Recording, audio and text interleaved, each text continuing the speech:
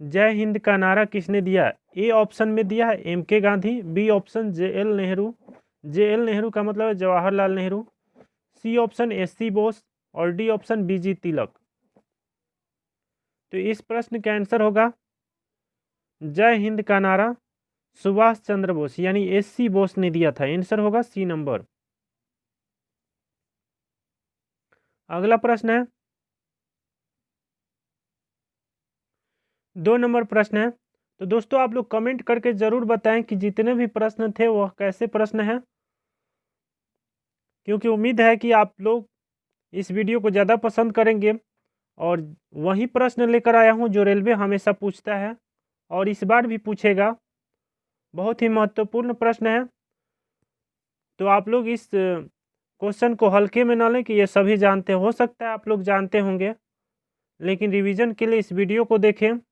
और जो प्रश्न आप लोग जानते हैं वही प्रश्न एग्ज़ाम में हमेशा गलती होता है, तो कभी ये मन में नहीं जाने कि हमको यह प्रश्न आ रहा है, वह प्रश्न आ रहा है तो उसको बराबर रिवीजन करें ताकि आप लोगों को एग्ज़ाम में कोई कठिनाइयों का सामना नहीं करना पड़े।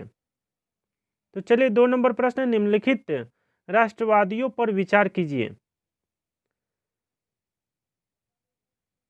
1 नंबर ऑप्शन में है बाल गंगाधर तिलक, 2 नंबर गोपाल कृष्ण गोखले, 3 नंबर विपिन चंद्र पाल और 4 नंबर लाला लाजपत राय।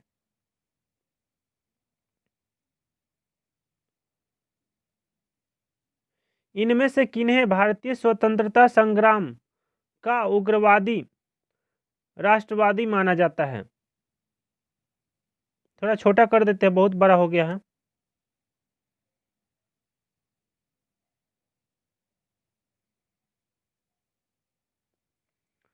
तो निम्नलिखित राष्ट्रवादियों पर विचार कीजिए। इनमें से किन्हें भारतीय स्वतंत्रता संग्राम का उग्रवादी राष्ट्रवादी माना जाता है? ए ऑप्शन में दिया 1, 2 और 4, बी ऑप्शन में दिया है 2 और 4 और सी ऑप्शन में दिया है 1, 3 और 4 और डी ऑप्शन में दिया है 1, 2, 3 और 4। तो इस प्रश्न का आंसर होगा, आंसर होगा सी नंबर 1, 3 और 4। इसका मतलब है बाल गंगाधर तिलक, बिपिन चंद्र पाल और चौथा है लाला लाजपत राय।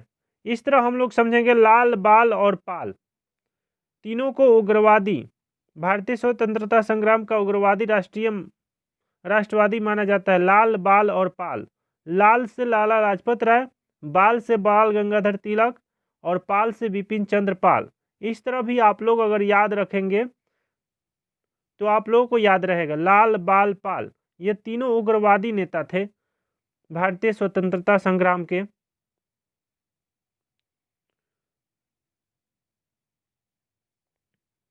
अगला प्रश्न है 3 नंबर प्रश्न, उपराष्ट्रपति पदेन अध्यक्ष होते हैं? ए ऑप्शन राज्यसभा के, बी ऑप्शन लोकसभा के, सी ऑप्शन योजना आयोग के, डी ऑप्शन राष्ट्रीय विकास परिषद के।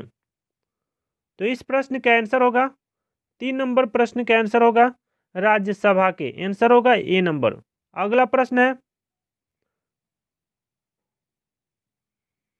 अगला प्रश्न है 4 नंबर प्रश्न, निम्नलिखित में से कौन सा युग्म बेमेल है, मतलब कौन सा युग्म सही नहीं है? तो रिलायंस उद्योग का नाम दिया और उद्योगपति का नाम दिया है, इसमें से कौन सा सही नहीं है वही बताना है। तो Reliance Mukesh Ambani, B option में दिया Wipro R Krishnamurthy, C option Airtel Bharti Mittal, D option nano car Ratan Tata. तो 4 नंबर प्रश्न का आंसर होगा बी नंबर, आंसर होगा विप्रो आर कृष्णमूर्ति। यह गलत है, इसलिए यही आंसर होगा बी नंबर, क्योंकि रिलायंस का उद्योगपति मुकेश अंबानी है और एयरटेल का भारती मित्तल है जो सही है, और नैनोकार का रतन टाटा है। तीनों सही है, सिर्फ एक गलत है बी नंबर, इसलिए बी आंसर हुआ है। अगला प्रश्न 5 नंबर प्रश्न, किसे भारत के लौह पुरुष के रूप में जाना जाता है? A option Jawaharlal Nehru, B option B G Tilak, C option Sardar Vallabh bhai Patel और डी ऑप्शन महात्मा गांधी। तो लौह पुरुष किसे कहा जाता है यही बताना है। तो इस प्रश्न का आंसर होगा सी नंबर, सरदार वल्लभ भाई पटेल को ही लौह पुरुष कहा जाता है। सरदार वल्लभ भाई पटेल को ही लौह पुरुष कहा जाता है। आंसर होगा सी नंबर। अगला प्रश्न,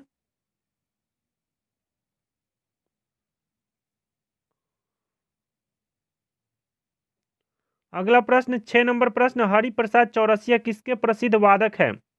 ए option tabla, B option sarod और सी ऑप्शन बांसुरी और डी ऑप्शन शहनाई।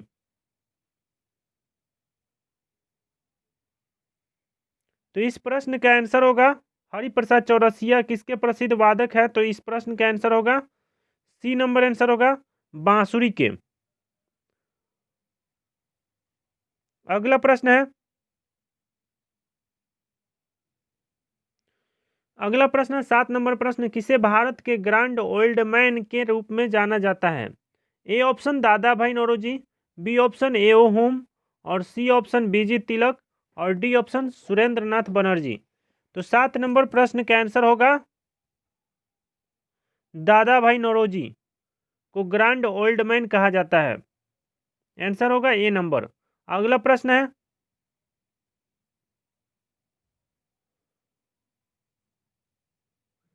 अगला प्रश्न 8 नंबर प्रश्न है, क्षय रोग, क्षय रोग को क्या कहा जाता है। टीबी रोग कहा जाता है। क्षय रोग का कारण है ए ऑप्शन विषाणु, बी ऑप्शन जीवाणु, सी ऑप्शन फफूंद और डी ऑप्शन परजीवी। तो 8 नंबर प्रश्न का आंसर होगा जीवाणु। आंसर होगा बी नंबर, जीवाणु। अगला प्रश्न है 9 नंबर प्रश्न,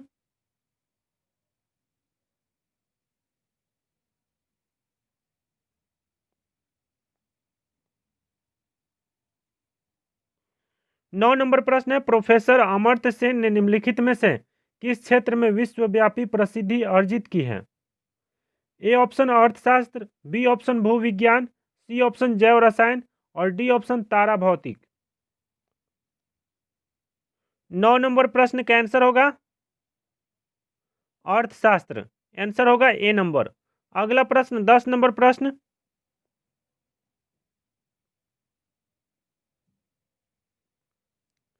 किस भारतीय राज्य की मुख्यमंत्री बनने वाली किसी भारतीय राज्य की मुख्यमंत्री बनने वाली प्रथम महिला थी। 10 नंबर प्रश्न है कि किसी भारतीय राज्य की मुख्यमंत्री बनने वाली प्रथम महिला थी। A option Nandini Satpathy, B option J Jayalalithaa, C option Sucheta Kripalani और डी ऑप्शन मायावती। तो इस 10 नंबर प्रश्न का आंसर होगा 10 नंबर प्रश्न का आंसर होगा सुचेता कृपलानी। आंसर होगा सी नंबर। अगला प्रश्न है 11 नंबर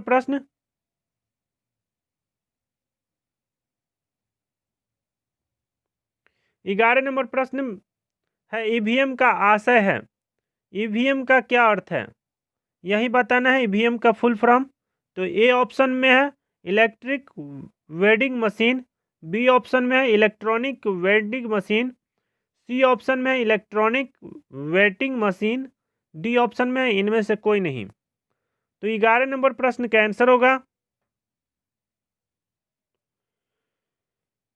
11 नंबर प्रश्न का आंसर होगा सी नंबर। आंसर होगा electronic waiting machine.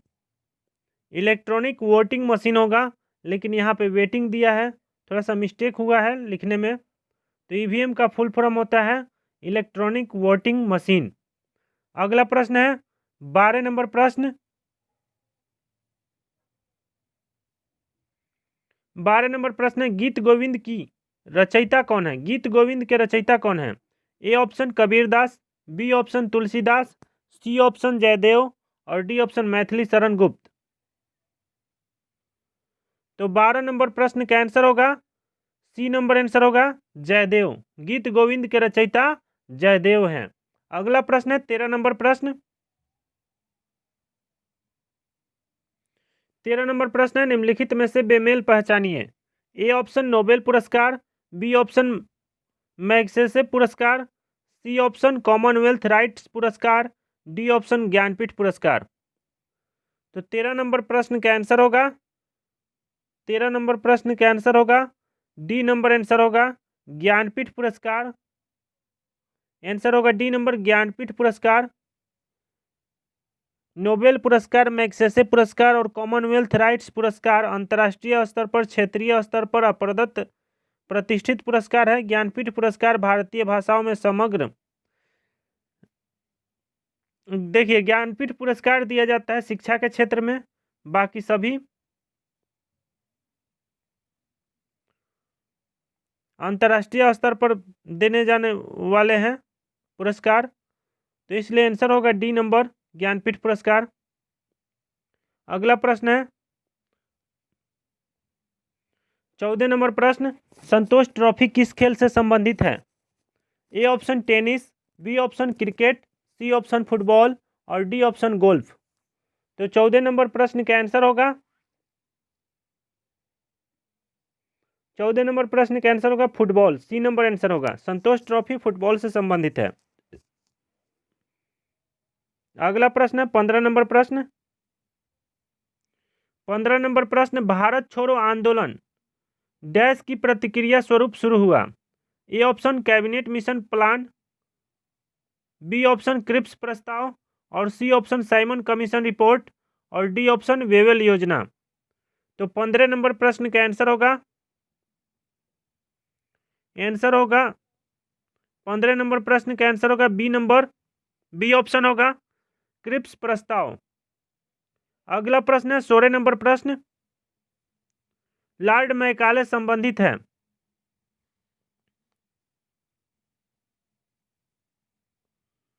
Lord Macaulay संबंधित है ए ऑप्शन सैन्य सुधार से, बी ऑप्शन सती प्रथा उन्मूलन से, सी ऑप्शन अंग्रेजी शिक्षा से और डी ऑप्शन अस्थायी वसाहत से।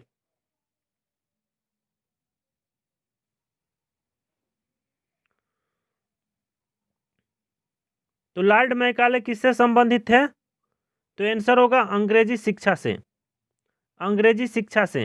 आंसर होगा सी नंबर अंग्रेजी शिक्षा से। अगला प्रश्न है 17 नंबर प्रश्न,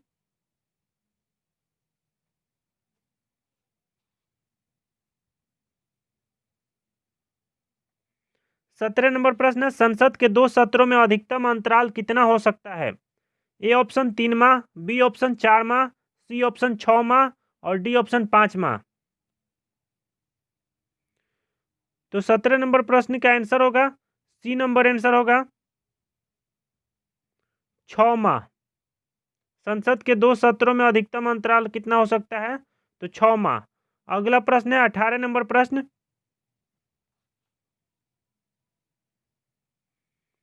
18 नंबर प्रश्न है जापान की संसद कहलाती है? जापान की संसद क्या कहलाती है? तो A option Diet, B option Dail, C option yuan और डी ऑप्शन सोरा।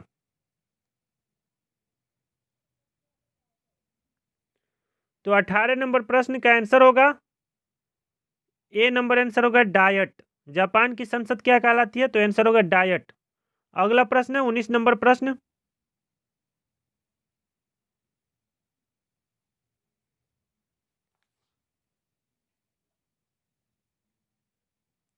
19 नंबर प्रश्न है कि एक्सरे का आविष्कार किसने किया? एक्सरे का आविष्कार किसने किया? A option Ross Ronald, B option H C. Urey और सी ऑप्शन W.K. रोइंटगेन और डी ऑप्शन ए फ्लेमिंग। तो 19 नंबर प्रश्न का आंसर होगा 19 नंबर प्रश्न का आंसर होगा सी नंबर आंसर होगा W.K. रोइंटगेन। अगला प्रश्न है 20 नंबर प्रश्न, 20 नंबर प्रश्न है नोबेल पुरस्कार विजेता मोहम्मद यूनुस किस देश के हैं? A option Sri Lanka, B option Pakistan और सी ऑप्शन मालदीव और डी ऑप्शन बांग्लादेश। तो 20 नंबर प्रश्न का आंसर होगा डी नंबर आंसर होगा बांग्लादेश।